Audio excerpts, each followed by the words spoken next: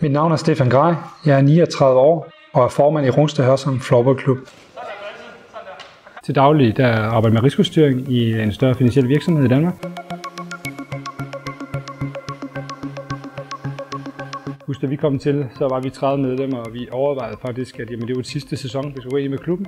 Og så ville vi lukke klubben, fordi der var ikke den fornødne opbakning. Og så kom der en herre ned og sagde, at han havde en barn, der gerne ville spille floorball. Og så tog han et par kammerater med. Så tog de et par kammerater med. Så gik der faktisk ikke ret lang tid, så stoppede han.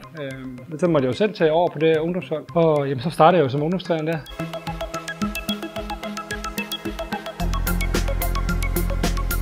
Vi fokuserer meget på det sociale.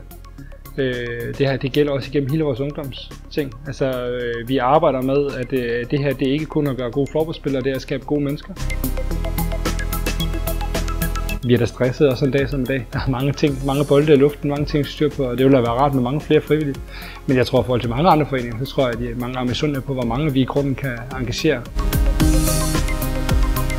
Vi gør ikke mere, end folk kan byde ind med. Og så kan de byde ind med det, de har lyst til. Altså, har man lyst til at bage en kage, så bager man en kage.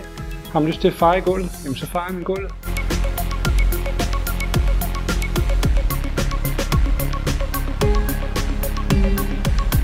Vi meldte jo Vision 2021 ud. Det er vigtigt, at vi nu skal til at arbejde med at være mere ambitiøs. Vi skal arbejde med at tage træningerne mere. Vi skal have en generationsskifte, som er rigtig godt i gang. Gennemsnitsalderen er jo faldet markant fra sidste år til i år, men vi skal stadig også være så glidende, at vi får alle med. Vi kæmper en kamp for at få nogle bedre faciliteter her i Hørsholm. Hørsholm har indtaget desværre en kedelig ende af kommunerne i Danmark i forhold til på idrætsområdet. Og det ønsker vi gerne at gøre opmærksom på, og så inviterer vi dem gerne herned og prøve at sige, hvad er det vi mener behovet er, og tage en snak med dem. Jeg tror jo energi, når man kommer ind i hallen og oplever den stemning og oplever den glæde, folk har ved sporten, og oplever mange frivillige, der yder en kæmpe indsats.